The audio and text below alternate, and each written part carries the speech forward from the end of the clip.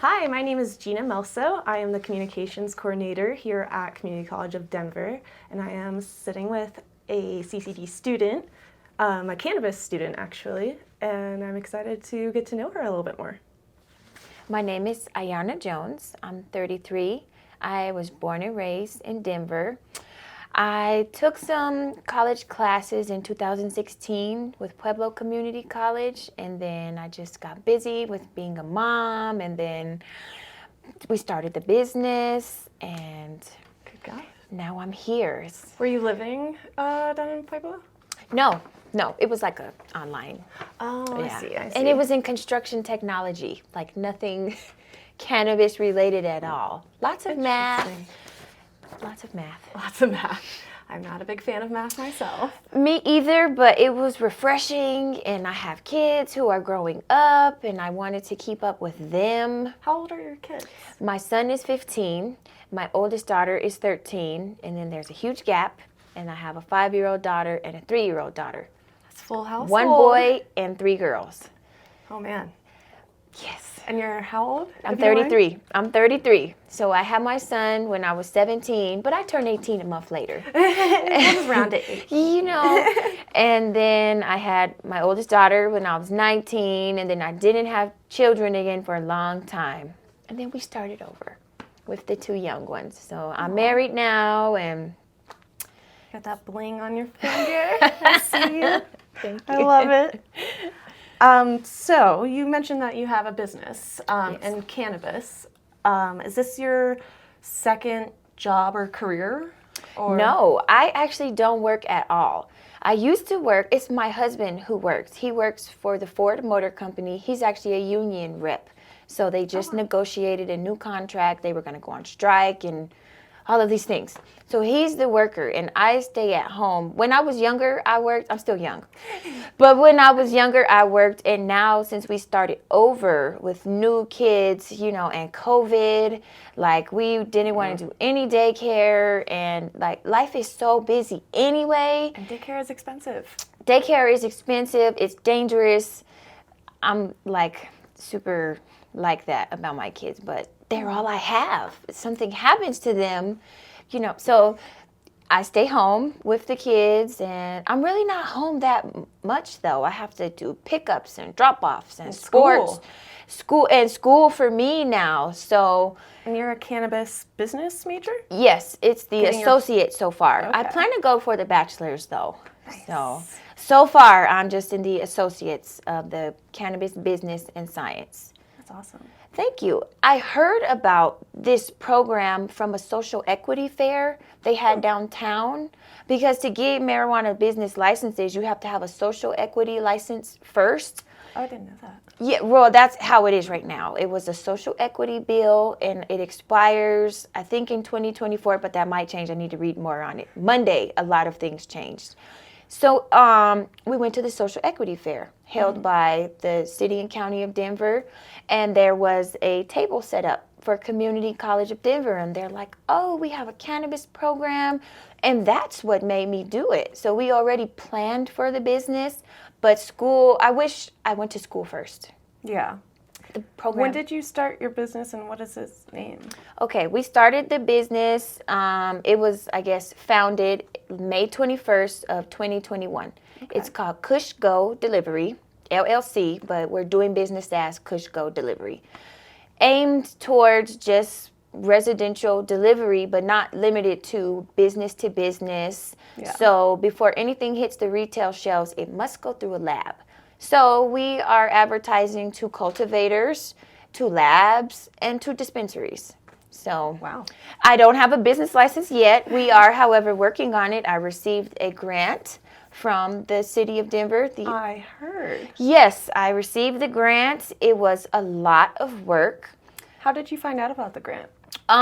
So when you get a social equity license, you can subscribe to these email alerts and everything. So I got an email alert about it first, and then I read about it in the news. I'm like, so I've seen the email and skimmed it, and then I seen it in the news, and I'm like, let me go back to this email, because this could be something that helps us. Because Absolutely. my business licenses are about $18,000.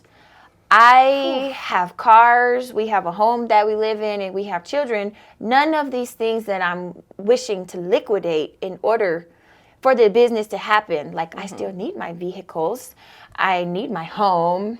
I need my kids. So Essentials. Right. So, but we wanted to do the business. We know that delivery is the present and it is the future. We have things delivered. Like, I lived in Washington, D.C. for about a year, and it was a really cool business model because you weren't necessarily allowed to, like, it wasn't legalized. It was decriminalized, essentially. Yes, decriminalized.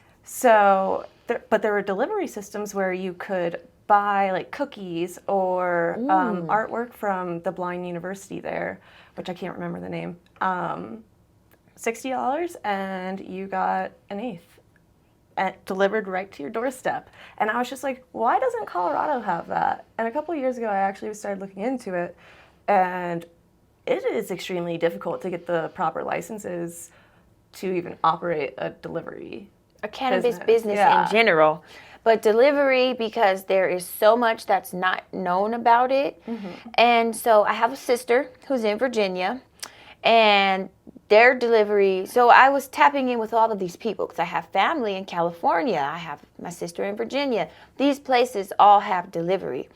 So a part of the grant application was putting together some like projections of what you plan to make, but there's no market to project from in Colorado. Yeah. So I gathered data online just from real life experiences with my sister and my cousins in California.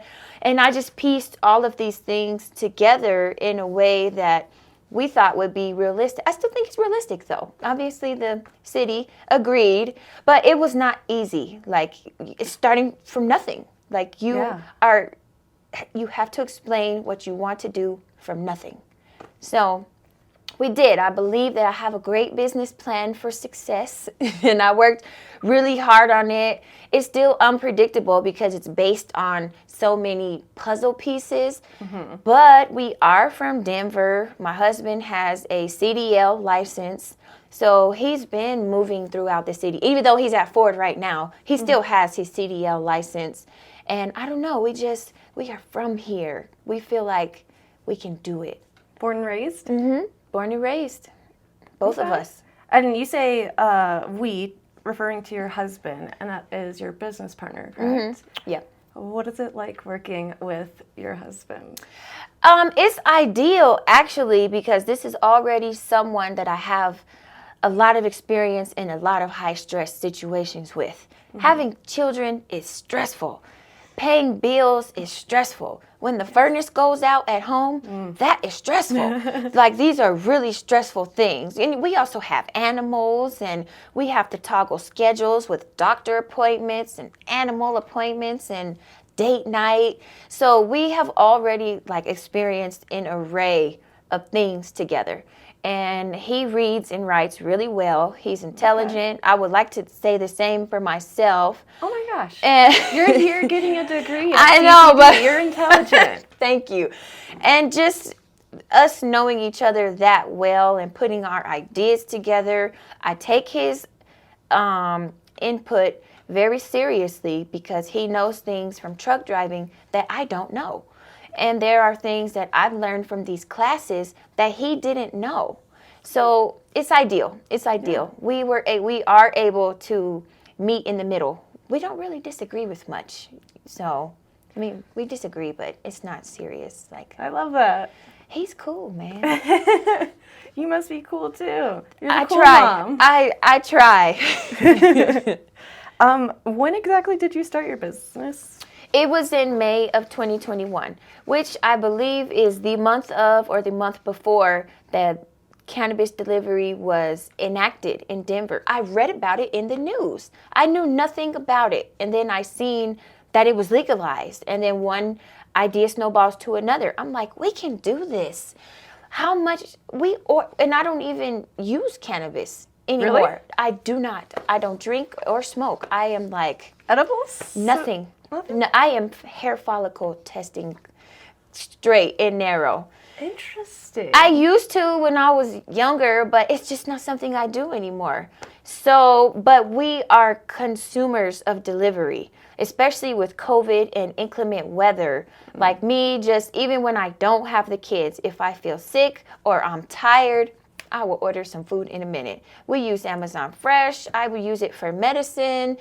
I know though. Gotta do what you gotta do. Yes, because the outside world is just too busy most times. So I know that there are people, old, young, students, parents, who would utilize this delivery. The general consensus, because we have ran this by everyone we know, people I don't know. I see people in my classes and I'm like pitching ideas with them because I want to see what people think about it. And I've gotten the general consensus is yes, if I could order it and it's not $50 delivery fee, I will order it. I mean, I would. I would too if I needed to, you know. Delivery is just the present and the future, which sounds like so commercial, but it's true. I think you're spot on with that. Like, I think Colorado's a little bit behind in that sense. A lot. In Virginia and in DC, their delivery, my sister told me that sometimes their delivery is so full she can't even get an order through, or there's a 2 and 3 hour wait time. Oof. Yeah, and we're like, we can do this in Colorado. We can do this. When did you realize that cannabis was your true passion, given that you don't necessarily, you don't smoke or use it anymore? Yeah. I feel like back in 2008 when it first came, I always wanted to get into the industry, but it seemed so far-fetched then because I was just out of high school. I had a little baby, and then like 18 months later had another one. I have always been interested in the industry, but there wasn't a lot of literature you could find online about it. For instance, today, you can get onto the Med website and get a list of the licensing fees, what is required of you. Podcasts that talk about the benefits of everything. Cannabis use. Yeah. It was not like that back in the day. I feel old saying that, no. but the resources weren't available, so my lack of knowledge made it seem so far-fetched. But now that I have access to these things, I have access to school, it just doesn't seem as far-fetched anymore. It was far-fetched when we had the barrier of how are we going to pay for these licenses, but we received the grant. May I ask how much the grant was for? It's for $25,000. Okay. So we will have, most of it we're using to pay for the licenses. The other, they ask for a synopsis of what you're going to pay for, and they're all business-related costs. So nice. Mostly, all of it is for the business. So that's amazing. Thank you. To receive $25,000. Wow. How have your professors here helped you with your business? They have all received me really well. They are super positive. They are super informative, and they have gave me introductions to some people. For instance, before I enrolled in these courses, I had to learn everything on my own. So I'm online looking up statutes and sections, and there's a different language in the licensing process that I didn't know what it was. So there is a supervisor with the Department of Revenue. Her name is Casey Hilton. I always rave about this woman. She has been phenomenal. I constantly emailed her about things, this and that, and when I got into school, I finally was able to meet with her. I met with the director of the Cannabis grant program. His name is Tristan. I was able to put a face to these emails of people I had already been speaking with. I'm like, hey, it's Ayana Jones. They're like, oh, we were KushGo, right? And I'm like, yes, I'm sorry I was emailing you guys so much. And they're like, no, you were thorough and it was fine. But actually meeting them in person, and they received me. They received me really well. They were happy to see me into school, and it has been positive, super duper positive. Thankfully, I didn't know what to expect. I didn't know, but I enjoy my classes. Some of them are hard, but I enjoy them, and I'm trying amongst everything else. Do. Yeah. I hope to see you at 420 Fest this year. 'Cause I got need to cover get a it last table. year. I need to get a table. I seen the invite in the email, and I'm like, oh, I'm too busy with my kids. But you know what? It's time. I need to be there. It's so much fun. I Yeah. will be there CCD this year. had a whole table up there last year, and going to the event and covering that was amazing. So 10 of 10 recommend for your business. I know, I need to do it. It's like, well, we were just so slow motion then, and it's like, it's still kind of slow motion, but it's moving. It's just slowly. Besides, money, of course, and just having a family, have there been any other challenges? Several. So, how can I put this? The dispensaries cannot get the delivery permit for themselves. So you know how Pizza Hut has their own Pizza Hut delivery drivers and Domino's has their own specific delivery drivers. Dispensaries cannot do that. And that is part of this social equity initiative to help small guys like us break through. But the dispensary owners, some of them, most of them, are waiting for the social equity bill to expire so that they can do it for themselves. So some of them are not receptive. They're just like, no, but I still speak with them. You give me 2 minutes, I am going to give you an earful. I feel like you could convince me of anything. I really feel like we have a good business model. So in addition to them not being too receptive of it, but that's understandably so. They're going to be putting tens of thousands of dollars into people they do not know with a product that they have paid for beforehand, with customers that are trusting them. And just there's so much in that pipeline that puts them at risk to ultimately lose money. And their name, it'd be, oh no, I don't want to do anything to tarnish any business's name. So, but that's important. You have to convince them that I'm not going to tarnish your name or do something I'm not supposed to with your product. I'm going to make you look good. Exactly, but you have to convince them of that. And also, some of these big dispensaries are blanketed under so many other companies, or they have so many partners or investors or people that you can't just speak with one person. It's like, oh, well, we have 15 other people we'd have to get on this Zoom. And I've actually accomplished that. It's not easy, though. It takes time. You have to toggle schedules. You have to wait for emails. You have to wait for emails, and just the virtual world is just completely frustrating. I call them, I leave voicemails, and they have assistants, and I don't have an assistant. So it's hard to get a hold of actual stakeholders who can be decision makers. That's really hard, too. So not only do you have to find them, contact them, you have to get a hold of everyone else. It's a whole process. It's a whole process, but I'm going through it. I go through it, and I'm talking to people, and we're trying. Seems like all this hard work that you and your husband are doing is really paying off. Thank you. And have you been successful with convincing any dispensaries yet? No, not yet, because we don't have a business license. So they're just like, well, let us know when you get a business license. I think that will be more successful then, because right now it's just kind of hypothetical. I know I'm going to get the license. There's no way I've come this far to not get it. I refuse. That is just not an option at this time. No, I will not accept that. Whatever hurdle needs to be overcame will be. So I know I'm going to get the license, but I'm still talking to people. I'm like, okay, I will get back to you when we have our license. Thank you. Because we will. There is no way that we won't. There are ways that I will not allow. And I mean, there's tons of dispensaries in Denver itself. 325 last time I checked. And that number could be changing. I Google it every couple of months. It was like 325 last time I checked. Wow. Denver's big. Denver is big. And is that all different companies, or that's just the total number of dispensaries? It's just the total number of different companies. Wow. About 325 last time. But I should have Googled a fresh number today.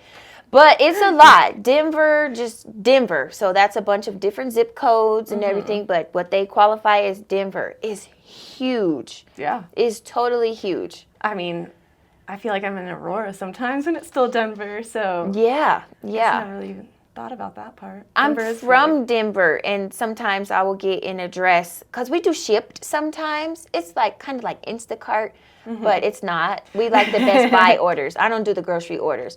But shipped actually went into helping us decide intricacies of how we want our software to work and stuff. But we still do ship for extra money. And I get Denver zip codes that I have never seen before. And I am from here. And I'm like, dang, this is Denver. Where are we going? Right. I have never been over here. But all of it is for the better. Like I'm always learning something in a different kind of way. Yeah, absolutely. I checked out your website. I'm excited to, like, once you get going, I'm super excited to order from you. Oh, thank you. I will be super excited to have a delivery to you. I just need your ID, you know. So with that, do you check IDs once you get to the person's house? Like, I guess when you will get to the person's house, are you going to check their ID there, or is it like you submit a picture of your ID?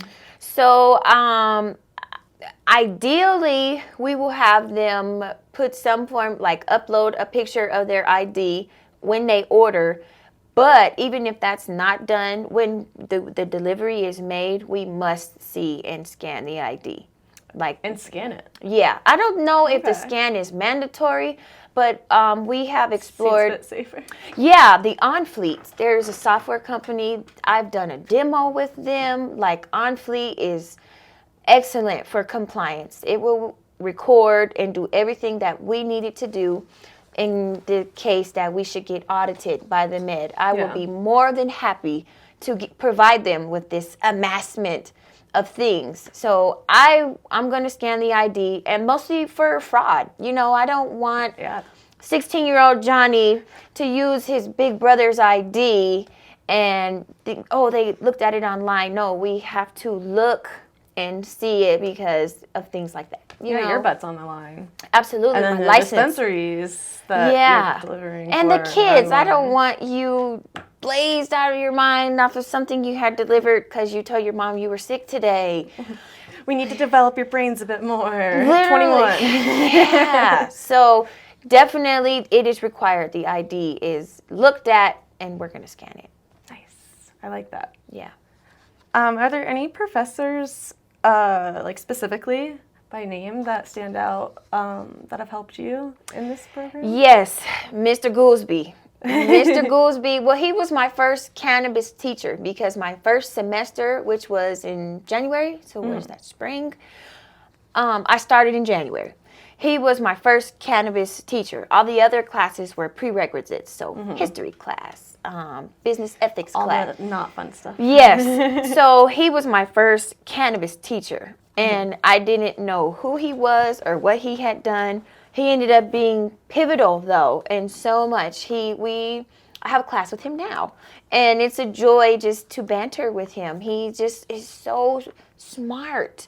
He knows everything, but not just Mr. Goolsby, Dr. Frost. I just had a class with him. It's like but he's a director of the cannabis. Every professor I meet who is intertwined in it has been so helpful and informative. Dr. Frost linked me with you. He's like, would you be interested in doing an interview? And I'm like, well, I don't know. He's like, you should do it. You have a great business model. You should do it. And I'm like, let's do it. Miss Laveau also, she was compliance for the city for a long time. I'm going to keep her information when I pass her class because delivery is different, and I know they're going to be developing many different ways to audit and keep track of delivery because it's kind of like the wild, wild west out there in a way. You know, I know of some delivery companies who are getting robbed. And the Med is always about safety and compliance. So when it comes to rural development, I like to speak with Miss Laveau because I'm like, well, what do you think? Do you think that this would be better if? How would you, from an inspector point of view, go about? I'm always pitching ideas to people.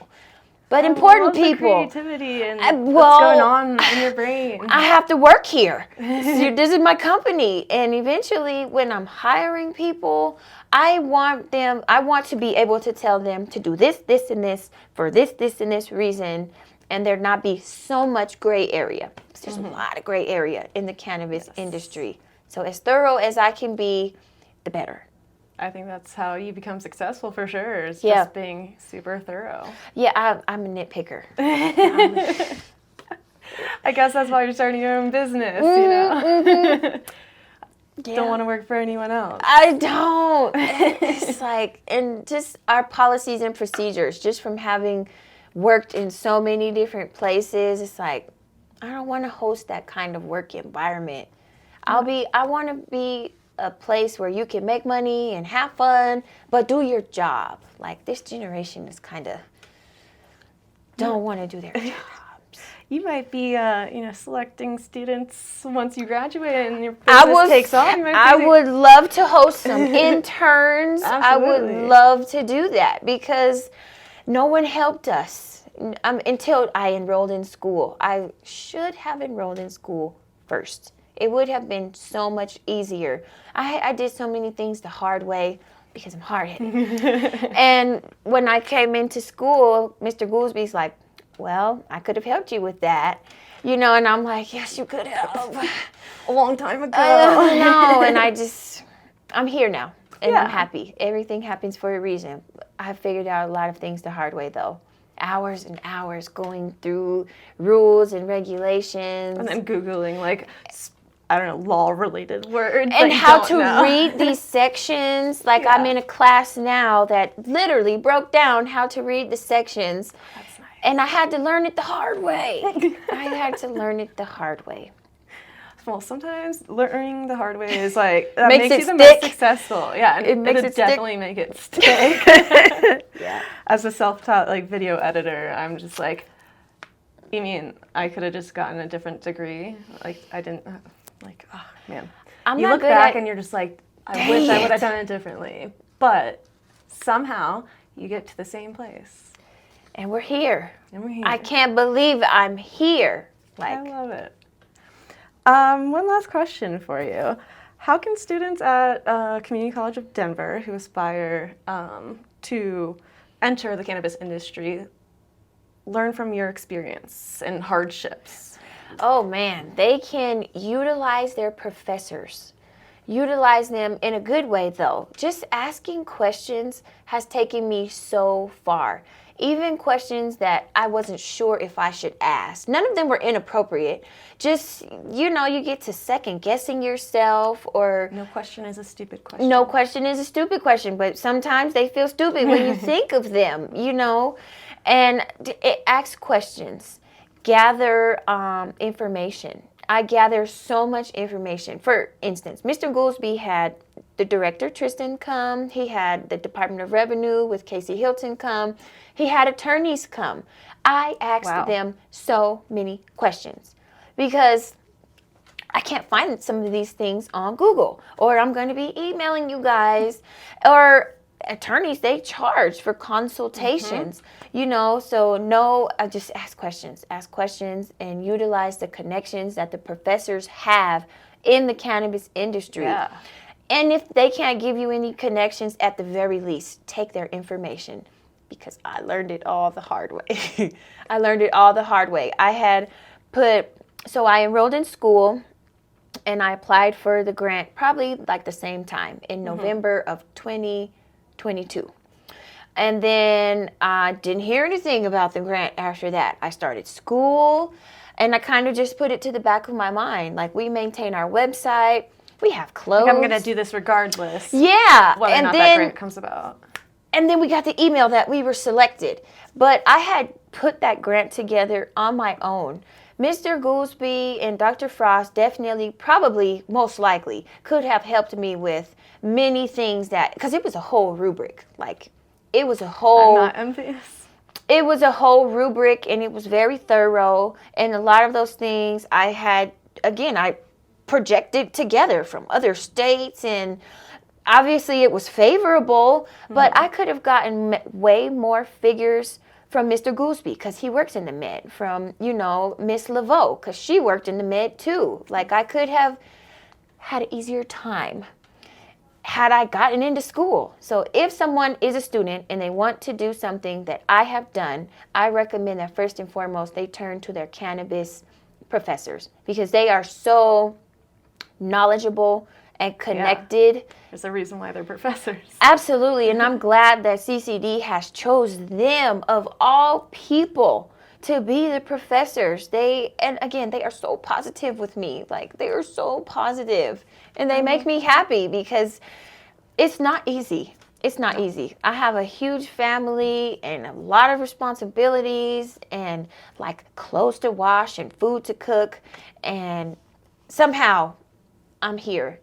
And you're doing it? I'm doing it. And KushGo will be a thing. I don't know. You're like the next Wanda James. You never know. And I'm just little old me from like Denver, Colorado. I went to East High School. Like, wow, here we are. Well, I'm very proud of you. Thank you. And I'm sure your professors are also very proud of you. And I wish like the biggest success for your business and for you, not only you, but for your family, because I know this is going to kind of change your life. It affects everyone. But my kids too, they're like, Mommy, you're doing so good. Even my son, he's 15, and he's like bigger than me. He plays football and stuff. He's like, Mommy, you're so smart. And I'm like, oh, thank you, son. Did you go work on your paper? Can you take out the trash while I go cry for a second? Oh. Yeah, so that's the plan. I just want, if I'm ever old, I don't want to go in a home. Maybe I can hire the staff to care for me. Because you created KushGo. Because of KushGo. And I don't even know where the name came from. I just thought of it and made sure it wasn't taken. It's so crazy how things happen. I don't know. I love it. This is awesome. Like, as an avid cannabis user, I really respect what you're doing. Thank you. Yeah. Thank you. And thank you so much for taking the time to talk to me about no problem. your business, about school, about your family. It's a journey. It is a journey. But you're going to make it. And I really want to graduate too. Like, aside from my business, now I want to graduate, because I so am pushing that on my older kid. Well, the younger ones too, but they're like 3 and 5. But my 15 and my 13-year-old, I definitely want them to graduate from high school, because I didn't graduate from high school. Oh, you didn't? No, I had a baby instead. I made it to my senior year and failed one of my finals because I had just given birth and I was super duper tired. I have a GED now, to which I have really high scores on, but I never got to walk and graduate. So I want that for my kids. Here you are on the road to getting your bachelor's. Yes, one day at a time. Yes. Yes. But I want them to see me graduate. Like, I want them to see their mom graduate. I want that. I think they will. They will. And we're going to have a party and stuff. Cannabis decorations for Yeah. Oh, I'm sure they'll do it big. So I love it. that's the plan. That's awesome. Thank you. Thank you so much. Absolutely. Pleasure speaking with you. It's a pleasure being here.